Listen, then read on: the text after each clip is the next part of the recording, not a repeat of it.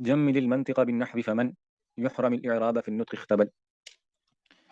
جمل المنطق، اپنی جو منطق ہے، جو زبان ہے آپ کی یعنی گفتگو، اس کو خوبصورت بناؤ. بالنحو، نحو کے ساتھ، یعنی نحو سیکھو. نحو سیکھنے سے تمہارا کلام، تمہاری زبان خوبصورت ہو جائے گی. فمن يحرم الاعراب، کیونکہ جو بندہ جس کو نحو نہیں آتی ہوتی، جس کو اعراب کا علم نہیں ہوتا، جو اس سے محروم رہ جاتا ہے، فی النطق اختبل، تو وہ بولنے میں اختبل. اختبل کہتے ہیں پاگل ہونا، یعنی وہ سرگرداں رہتا ہے، یعنی وہ کبھی اس کو زبر دے دی، اس کو زیر دے دی، اس کو پیش دے دی، تو اختبل.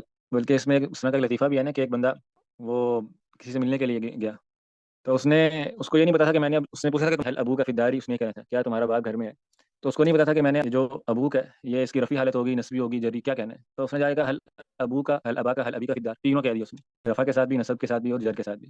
تو اس بندے نے آگے سے اس کو جواب دیا لا لو لی، یعنی اس نے بھی تینوں کہہ دیا کہ نہیں، گھر میں نہیں.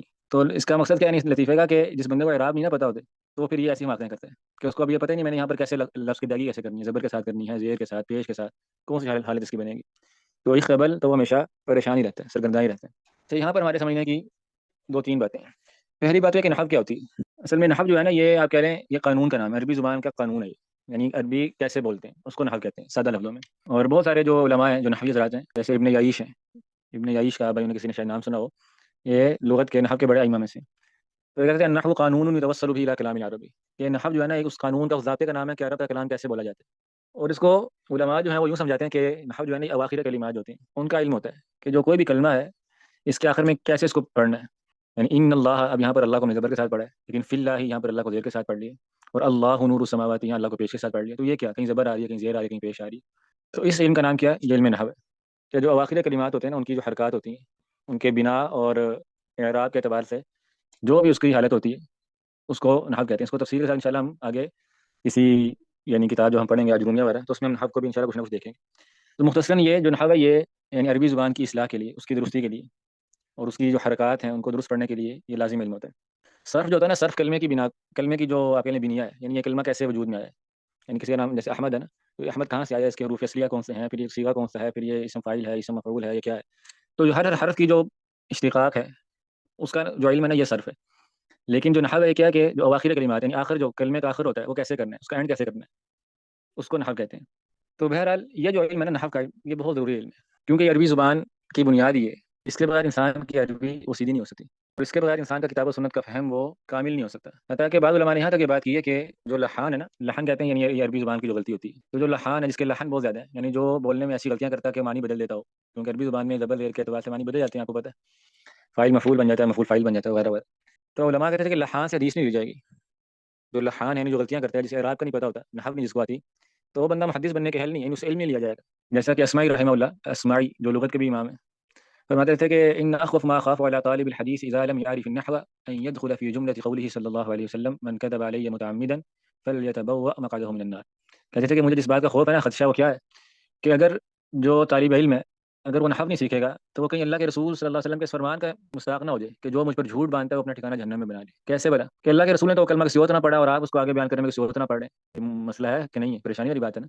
یعنی اللہ کے رسول صلی اللہ علیہ وسلم نے جو کلمہ کہا ہے، جو حدیث کہی ہے، وہ تو کسی اور، اس کے جو حرکات ہیں وہ فرق ہیں. اور آپ نے جب وہ حدیث آگے بیان کی ہے تو علم نہ ہونے کی وجہ سے آپ نے اس میں خردبر کر دی اپنی طرف سے. تو کہیں بندہ اس قول کا مستحق نہ بن جائے کہ اللہ کے رسول صلی اللہ علیہ وسلم پر اس نے جھوٹ باندھا ہے، کیونکہ اللہ کے رسول نے تو ویسے کہا ہی نہیں تھا.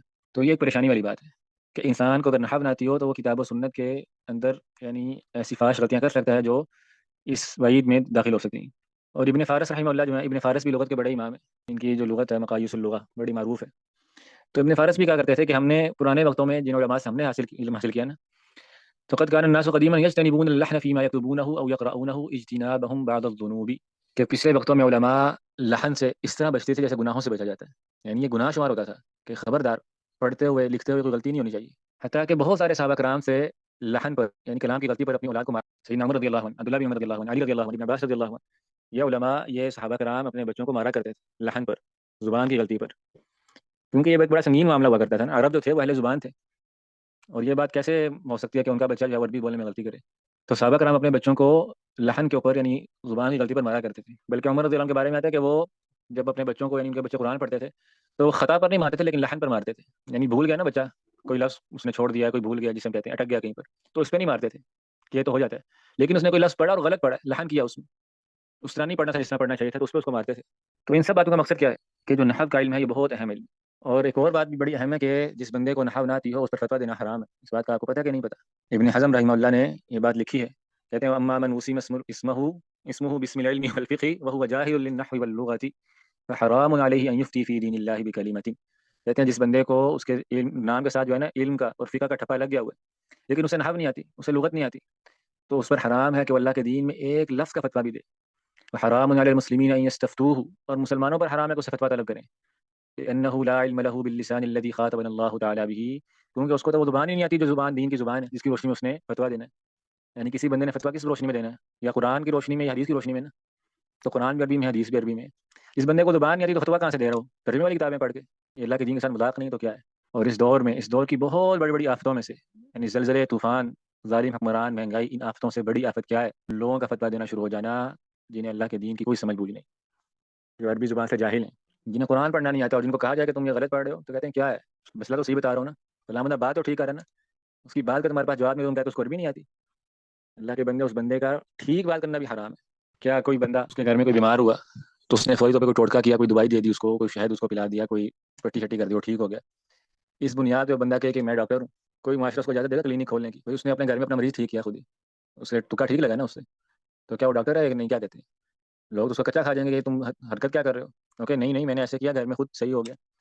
تو ترجمے والی کتاب پڑھ کے فتویٰ دینے کا یہی معاملہ ہے کہ جو بندے عربی زبان سے ناواقف ہیں اور فتوے دیتے ہیں، وہ عین کتاب و سنت کے مطابق ہی فتویٰ دیتے ہوں تو وہ گناہ گار ہیں. اس بات کو پلے سے باندھ لیں. کیوں؟ اصل غلط ہے نا کہ بغیر علم کے فتویٰ دینا ہی جائز نہیں ہے اس کے لیے. تو ایک ناجائز کام کر کے وہ معاملہ ٹھیک بھی ہوگا تو حرام ہے. تو کسی بھی بندے سے نا متاثر نہیں ہونا چاہیے جلدی. جس بندے کو عربی زبان نہیں آتی، اس کی عربی زبان صحیح نہیں پڑھ سکتا، اس پر حرام ہے فتویٰ دینا، اور لوگوں پر حرام ہے اسے فتویٰ لینا. اس بات کو بہت اچھی طرح سمجھ لینا چاہیے. جیسا کہ میں نے کہا نا، اس دور کی آفات میں سے ہے کہ وہ لوگ فتویٰ دیتے ہیں جن کو عربی زبان نہیں آتی، جنہیں کتاب و سنت کی زبان کا علم نہیں ہے.